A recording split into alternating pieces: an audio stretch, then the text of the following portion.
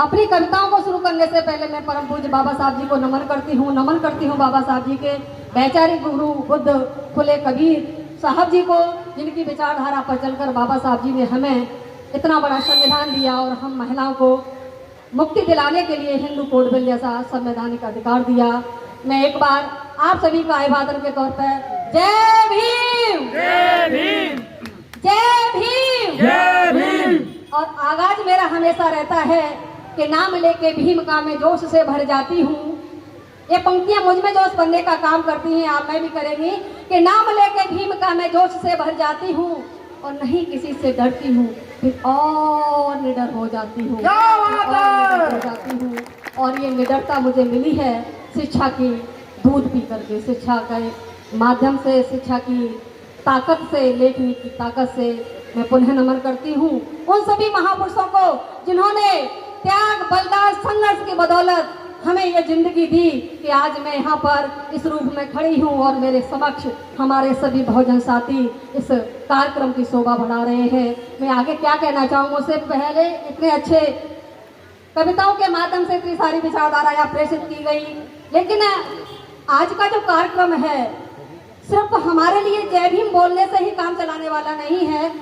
हर एक पर्व कह सकते हैं एक संकल्प लेके आता है हमारे जीवन में, हमारी नई पीढ़ी के लिए और हमारे लिए, क्योंकि जब तक हम किसी महानुभाव की, महामानव की विचारधारा पर चलने का संकल्प नहीं लेंगे तब तक हमारे महापुरुषों के सपनों में रंग नहीं भरा जा सकता। ये कटु सत्य है। लेकिन हम करते क्या हैं? आज हम बाबा साहब जी के, अभी बार बार एक शब्द प्रयोग जा रहा था, जन्म दिवस मनाया जा रहा है। मैं यहाँ कहना चाहूँगी एक त्रुटि हम लोग कर रहे हैं। मैं ये नहीं कह सकती मैं बुद्धिमान हूँ इसलिए बोल रही हूँ।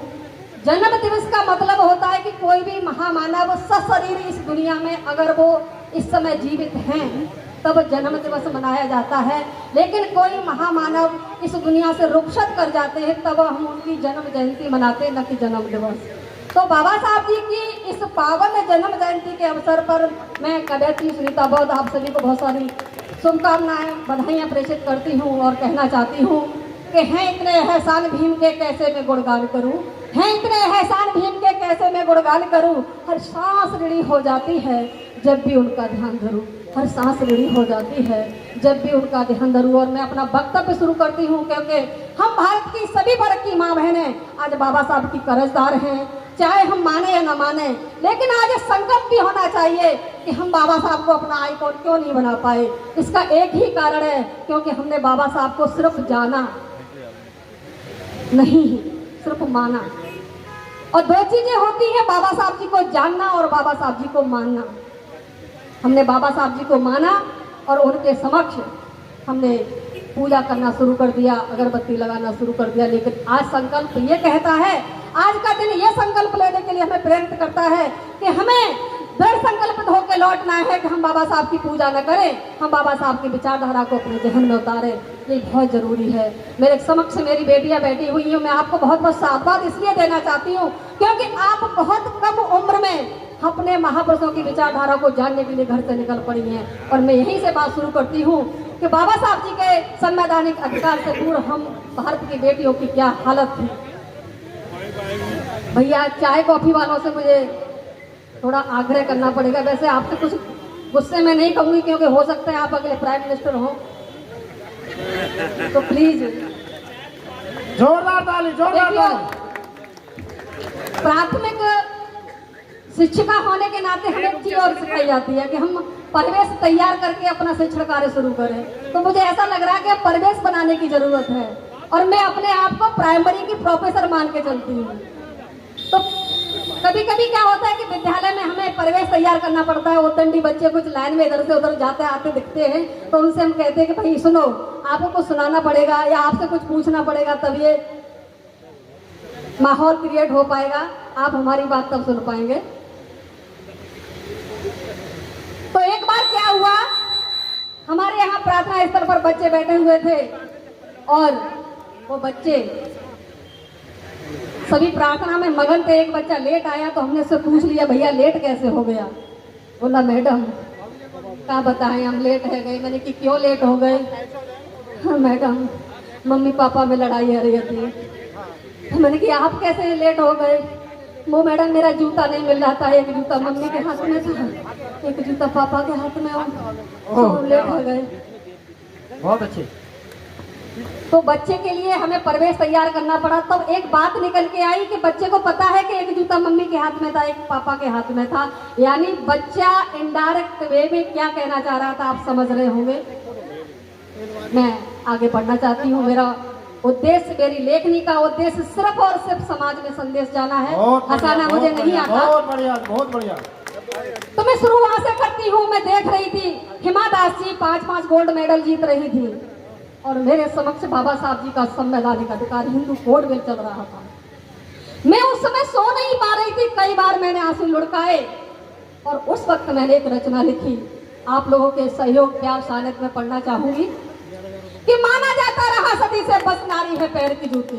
मैं कहना चाह रही थी उनसे कि आपने हमें क्या बताया और आज हम क्या हैं, कि माना जाता रहा सदी से बस नारी है पैर की जूती, और उस जूती की आज देख लो विश्व जी है कैसी टूटी। उस जूती की आज देख लो विश्व जी है कैसी टूटी। हक सम्मान दिला भीम जी हमको यूं आजाद किया। आज हक सम्मान दिला भीम जी हमको यूं आजाद किया और पल पल मरने वाली नारी को एक पल में आजाद किया, एक पल में आजाद किया।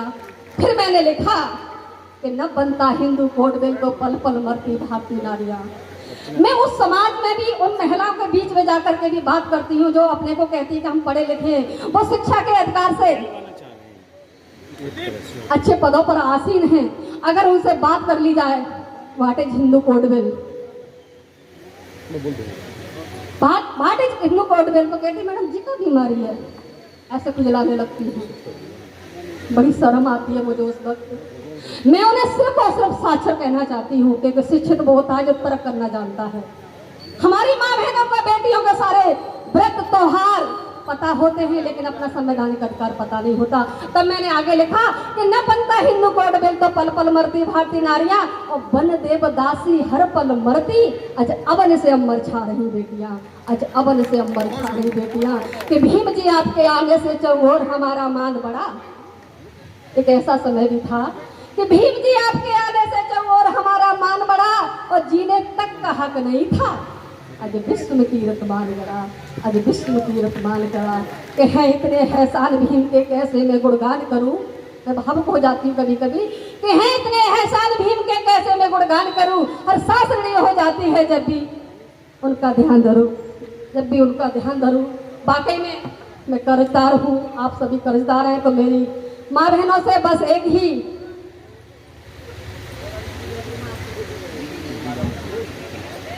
आपका ये सम्मान तय करेगा कि मैं कितनी देर यहाँ खड़े होकर पढ़ पाऊंगी।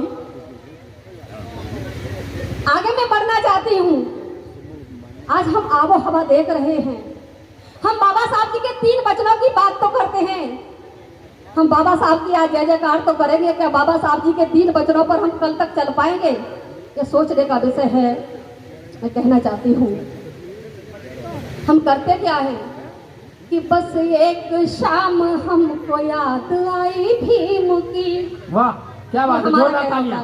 शुरुआत कि बस एक शाम हमको याद आई भीम की, बस एक शाम हमको याद आई भीम की, हर कुर्बानी तुमने क्यों भुलाई भीम की।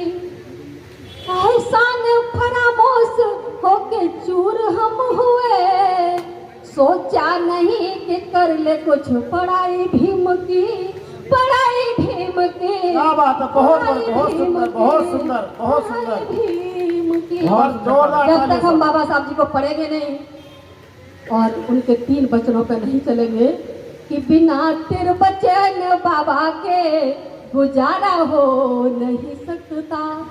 ये पुस्तक मुझे एक कवयित्री के तौर पे पहचान दिलाता है। आप लोग का भरपूर जी जी इसलिए चाहिए मुझे जी।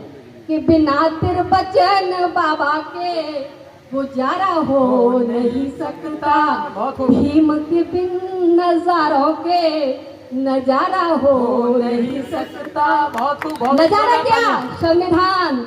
अगर बाबा साहब जी का दिया हुआ संविधान न हो तो ये नजारा हम किसी को देखने को नहीं मिलेगा। ये सत्य है।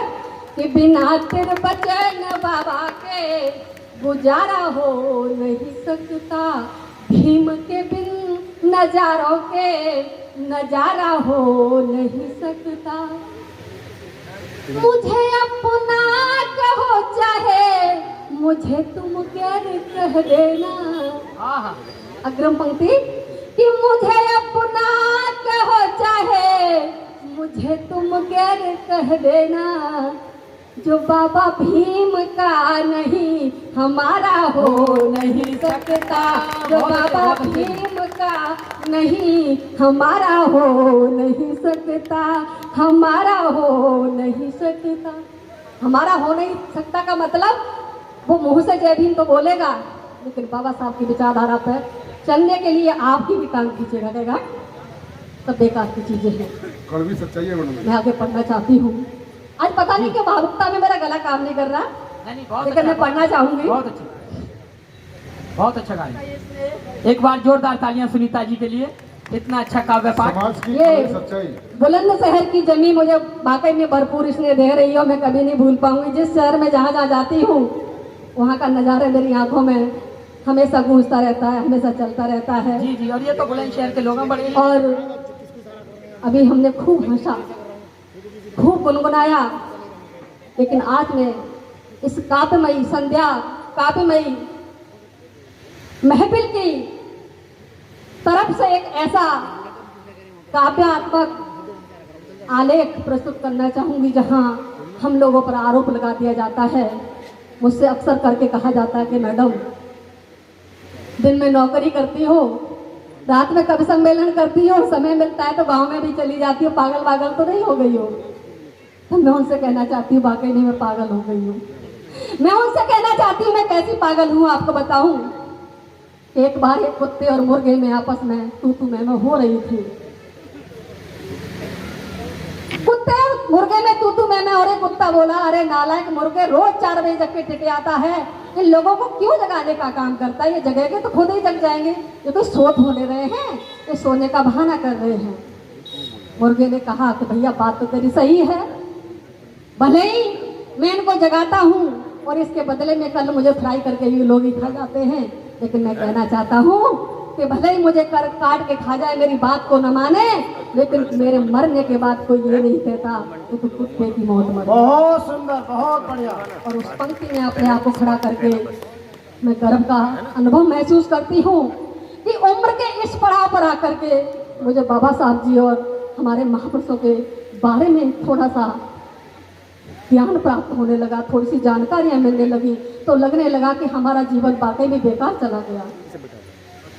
मैं कहना चाहती हूँ हमारे उन भाइयों से जो धर्म की जय जयकार में लिखते हैं, जबकि बाबा साहब की 22 प्रतिज्ञाएं कहती हैं कि पहले हमारे लिए क्या है, शिक्षा है, और वो उन महापुरुषों को याद नहीं करना चाहते जिन्होंने हमें वो सब कुछ दिया।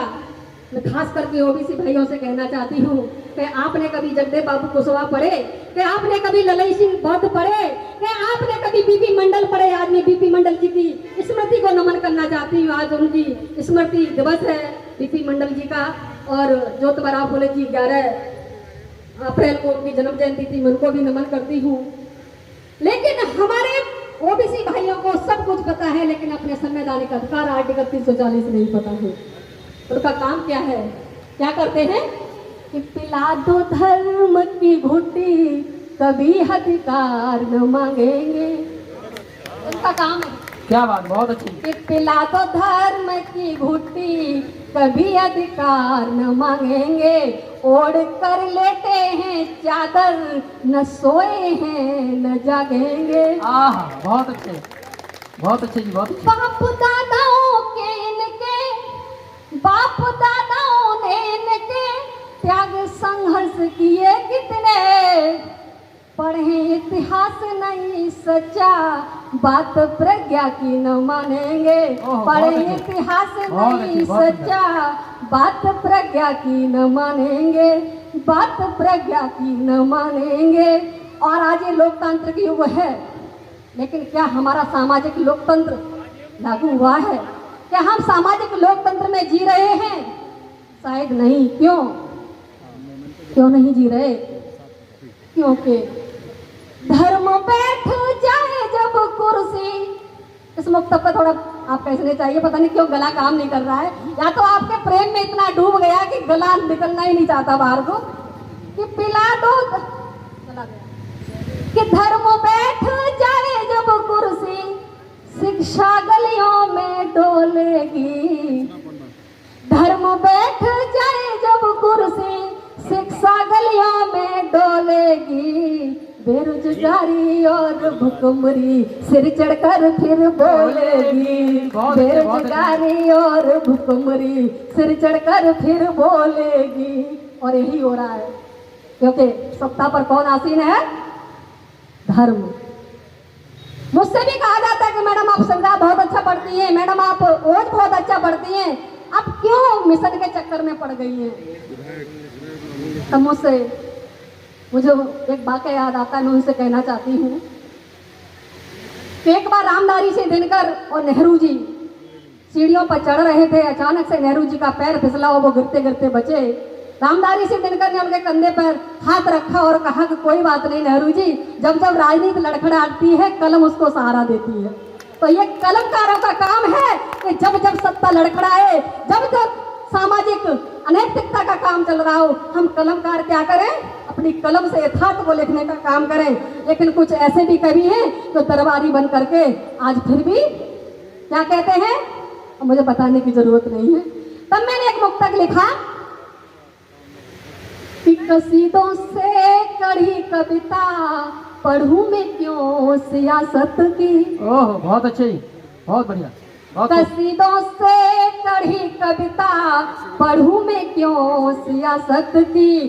कलम मेरी इनकलाबी है, सिहाई है बगावत की। कलम मेरी इनकलाबी है, सिहाई है बगावत की। ये कुंजर लोकतंत्र का, आप समझ रहे होंगे मेरा सारा, ये कुंजर लोकतंत्र का गलत राहें क्यों चल पड़ा। दिशा मोड़ी है अंकुश ने, ये गलती है महाबत की। दिशा मोड़ी है अंकुश ने, ये गलती है महाबत की। ये गलती है महाबत की। बहुत अच्छी, बहुत सुंदर मुक्तक। जहाँ मैंने कहा कि अभी हमने गुनगुनाया, हंसे, लेकिन आगे का मैं सफर आप लोगों के बीच में रखना चाहती हूँ। अप्रैल माह में ही बाबा साहब और रमाई की शादी भी हुई थी 4 अप्रैल 1906 को। एक मुक्तक में बाबा साहब और माता रमाई के अटूट प्रेम को भी समर्पित कर दूं, आपका भरपूर स्नेह चाहिए। कि संघर्ष का निखार देख मैंने भीम पर, आपका प्रेम चाहिए, समझिए बाबा साहब की शादी हो रही है। जोरदार तालियां। कि संघर्ष का निखार देखा मैंने भीम पर, हाँ दुनिया को निसार देखा मैंने भीम पर। संघर्ष का निखार देखा मैंने भीम पर, हाँ दुनिया को निसार देखा मैंने भीम पर। मन सहगामिनी पथ पर चलती रही, माता रमाई को नमन करती हूँ। मन सहगामिनी पथ पर चलती रही, कितना बेसुमार प्यार देखा मैंने भीम पर। कितना बेसुमार प्यार देखा मैंने भीम पर। हाँ मैंने भीम पर, हाँ मैंने भीम पर। बाबा साहब जी के जीवन में अगर रमाई जी नहीं आती तो शायद ये इतनी सुंदरी महफिल सजाने का हमें मौका नहीं मिलता। बिल्कुल बिल्कुल, बहुत खूब। और जो बात चल रही थी कि बाबा साहब जी ने समाज देखा, बहुजन समाज देखा, लेकिन अपने बच्चों को नहीं देखा। शायद उनके बच्चे इसलिए इस दुनिया से रुखसत कर गए। मैं एक वक्तव्य आपको याद दिलाना चाहती हूँ। इस वक्तव्य को जब मैं पढ़ती हूँ कई बार रो जाती, हो सकता है आप भी आंसू बहाएं। अभी पूर्व में मेरा कार्यक्रम इटावा में था, मैं कई बार पूरा मुक्तक पढ़ नहीं पाई, मैं कई बार रो गई। क्यों रो गई? क्योंकि बाबा साहब जी ने जितना प्रेम रमाबाई से किया शायद किसी से नहीं किया। लेकिन ये भी सच है कि बाबा साहब जी का प्रथम प्रेम हम बहुजन समाज था, और इसका सबसे बड़ा प्रमाण आज ये महफिलें जो सजी है ना, ये सबसे बड़ा प्रमाण है। बाबा साहब जी 30 दिसंबर दिसंबर 1930 को एक पत्र लंदन से रमाबाई के लिए लिखते हैं। और ये पत्र मैंने किस किताब से निकाला आप सुनिएगा। एक किताब है रमाई, और वो मराठी में लिखी हुई थी। उसके लेखक थे प्रोफेसर यशवंत मनोहर, और उस किताब का हिंदी अनुवाद किया प्रोफेसर भरत यादव जी ने। उस किताब में ये पत्र है 30 दिसंबर 1930 का, जो लंदन से बाबा साहब जी लिखते हैं। और एक और प्रमाण देखिए, बाबा साहब ने एक पुस्तक 1947 में लिखी थी, थॉट्स ऑन पाकिस्तान, और वो पुस्तक बाबा साहब जी ने माता रमाबाई को समर्पित की है। तो एक सबसे बड़ा प्रमाण है कि बाबा साहब जी रमाबाई को कितना प्रेम करते थे। और मैंने जब वो पत्र पढ़ा, उस पत्र को पढ़ते पढ़ते कई बार रोई, और मैंने 3 बार में करीब 7 या 8 मुक्तक लिखे। और वो मुक्तक अंदर से मुझे झिझोड़ के रखते हैं कि कितना बासल प्रेम था बाबा साहब जी के अंदर, कितना पत्नी प्रेम था बाबा साहब जी के अंदर, कितना बहुजन प्रेम था बाबा साहब जी के अंदर। मैं पढ़ना चाहती हूँ क्या लिखते हैं। आप ये सोच के इस मुक्तक को, इस रचना को सुनिए कि आपके सामने बाबा साहब जी का वो पत्र रखा हुआ है, और आप लाइन पंक्तिबद्ध तरीके से उसे पढ़ते हुए जा रहे हैं। आपका एक शानद चाहिए, पता नहीं क्यों आज मेरा मनोबल टूट सा रहा है, मैं पढ़ नहीं पा रही हूँ, या तो मैं ज्यादा भावुक हो रही एक हूँ। बार जोरदार तालियां सुनीता जी के लिए। ये जब वो पत्र शांत बैठिए, सामने आता है, मजरा बाबा साहब जी उस पत्र को लिख रहे होते हैं। हो सकता है कि कई बार रोए हों, लेकिन मैं कई बार पढ़ने पर रोई हूँ। उस पत्र की पहली पंक्ति क्या है सुनिएगा। बाबा साहब जी पहली पंक्ति में रमाई को संबोधित करते हुए लिखते हैं कि रमाई, मेरे जीवन में चाहे तो आज ही सुख आ सकता है, मैं तुम्हें ला करके यहाँ विदेश में शिफ्ट हो सकता हूँ, मैं चाहूँ तो दुनिया की सारे ऐसो आराम पा सकता हूँ, लेकिन मेरे सामने ये बहुजन समाज खड़ा दिखता है, मैं इनके लिए इतनी पढ़ाई करता हूँ। और बाबा साहब कहते हैं रामू कि अमीरी ऐश्वर्य की बातें नहीं मेरे काम की रामू। ओह बहुत अच्छे। अमीरी ऐश्वर्य की बातें नहीं मेरे काम की रामू, रात दिन करता हूँ मेहनत, नहीं आराम है रामू, नहीं आराम है रामू। मुश्किलें और दिक्कतें तो तुम्हारे डर से भागेंगी रामू, मुश्किलें और दिक्कतें तो तुम्हारे डर से भागेंगी, तानता हूँ प्रेम छतरी लगी जब घाम है रामू, तानता हूँ प्रेम छतरी लगी जब घाम है रामू। बहुत अच्छे। जब मुझे कभी दुख रूपी या धूप दिखाई देती है, मैं आपके प्रेम रूपी छतरी को तान लेता हूँ और फिर से बहुजनों के उद्धार के लिए सोचने के लिए तत्पर हो जाता हूँ। आगे कहते हैं बाबा साहब जी सुनिएगा। देखिए, हमारा जीवन साथी हमसे अगर 4 महीने भी दूर हो जाए, उसके बाद वो हमें पत्र लिखे तो सबसे पहले वो हमसे प्रेम का इजहार करेगा। पर वहाँ मेरे बाबा साहब जी, आप इतने सालों से बाबा साहब जी अपने बच्चों से, माता रमाई से दूर रहे, और वहाँ से बैठ करके पत्र में क्या लिखते हैं सुनिएगा जी। स्वागत। कि धर्म की इस गुलामी का पता मुझको ढूंढना है, धर्म की इस गुलामी का पता मुझको ढूंढना है, विषमता की बेल गहरी इसे जड़ से मूड़ना है, विषमता की बेल गहरी इसे जड़ से मूड़ना है। तुम्हारा साथ मिल गया तो फिक्र मुझको है अब कैसी। हाँ, बहुत अच्छे। कमाई से कहते रामू जी, मैं ताकतवर हो जाता हूँ आपके प्रेम को पा करके, कि तुम्हारा साथ मिल गया तो फिक्र मुझको है अब कैसी, दबे कुचलों का स्वर बनकर मुझे सदियों गूंजना है, दबे कुचलों का स्वर बनकर मुझे सदियों गूंजना है, मुझे सदियों गूंजना है। आगे लिखते हैं बाबा साहब जी। स्वागत। पत्र के बीच में बाबा साहब जी फिर से अपने बहुजनों की पीड़ा को रखते हैं, कहते हैं बहुत बहुत साधुवाद सर कि रामू मैं क्यों इतनी पढ़ाई करता हूँ, रामू क्यों मैं तुमसे दूर रहता हूँ, रामू क्यों मैं अपने बच्चों के प्रेम को नहीं पा पाता।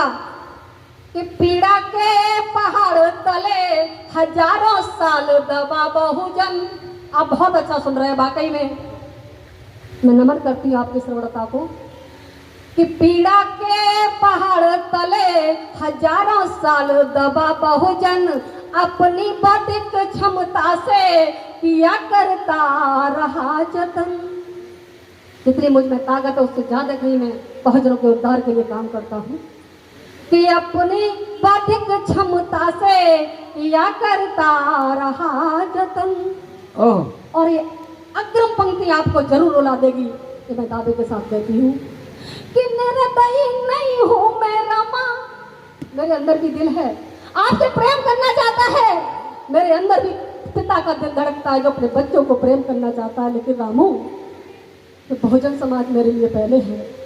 कि निर्दयी नहीं हूँ मैं रमा, बस जिद के पंख लगाए हैं। क्या बात है, रात दिन में भी तड़पा हूँ, दिखाया नहीं कोई क्रंदन।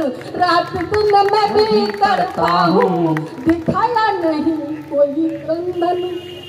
मैं रोना चाहता हूँ और रो करके मैं अपनी ताकत को कम नहीं करना चाहता। रामू आके कहते हैं बाबा साहब जी, अब देखिए आधा पत्र उन्होंने बहुजनों के नाम लिख दिया। पत्र के आधे भाग के बाद बाबा साहब जी अपने बच्चों की फिक्र पे आते हैं। एक लाइन में कहना चाहते हैं कि संभालो यश पंत को रामू, कहीं ये छोड़ ना जाए।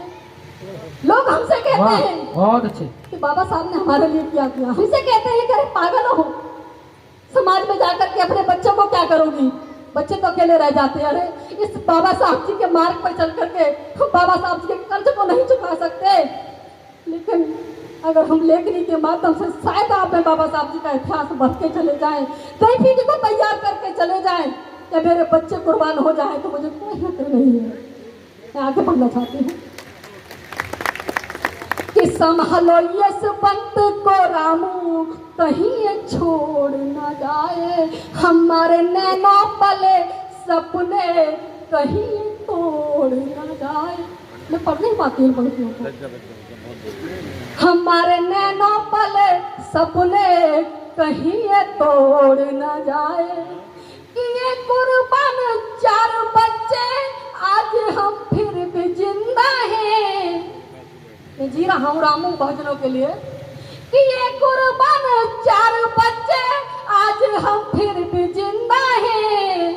सलोने अपने इस सुख से कहीं मुख मोड़ ना जाए, कहीं मुख मोड़ ना जाए, कहीं मुख मोड़ ना जाए। बहुत अच्छे, बहुत और आगे कहते हैं, अब देखिए बाबा साहब अंतिम पंक्तियों में रामू को प्रेम का इजहार करते हैं। क्या कहते हैं सुनेगा। कि बेसुर जीवन में आकर ये सुर तुमने लगाया है। बहुत अच्छे। माता भीमाबाई के जाने के बाद मेरा जीवन कैसा था कि बताने की जरूरत नहीं है रामू। कि बेसुर जीवन में आकर ये सुर तुमने लगाया है, बुझते जीवन में आकर क्रांति का दीप जलाया है। बुझते जीवन में आकर क्रांति का दीप जलाया है। और आज की जीवन संगनी अगर माता रमाबाई के पद चिन्ह पर चल के गरीबी के आदेशों को सिर माथे लगा ले तो शिक्षा से उनके बच्चों को कोई वंचित नहीं कर सकता। ये मैं दावा है। बिल्कुल बिल्कुल, बहुत अच्छे। आगे कहना चाहती हूँ जी कि गरीबी के मेरे आदेश यदि तुम्हें मीठे नहीं लगते। कितना श्रोधार किया माता रमाई ने बाबा साहब के ऑर्डरों को, आदेशों को।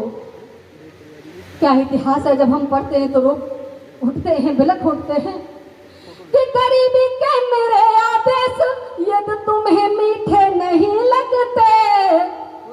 बना रहता पौधा बोना, तुमने एक वृक्ष बनाया है, तुमने एक वृक्ष बनाया है। ऐसा वृक्ष जिसकी शीतल छांव सदियों तक हम बहुजनों को छाँव ही देती रहेगी, हमें शीतलता प्रदान बहुत करती रहेगी। सुंदर, बहुत सुंदर। मैं ऐसे महापुरुष, ऐसी त्यागमयी माता रमा माई को कितना नमन करूं, शायद मेरे पास अल्फाज नहीं है।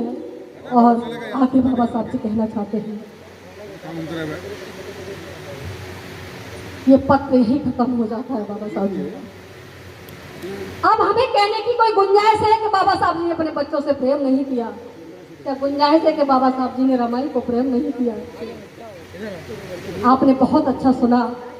मैं इस मिट्टी को नमन करती हूँ, इस स्नेहों को इस आंचल से इतना समेट के जाऊंगी कि मेरी लेखनी फिर से इतना मजबूत इतिहास लिखने के लिए मजबूर हो जाए कि दोबारा मैं इस भूमि पर आऊं तो फिर से वही इतिहास हो रहा हूँ जो बहुत सुंदर, एक बार जोरदार ताली, जोरदार ताली।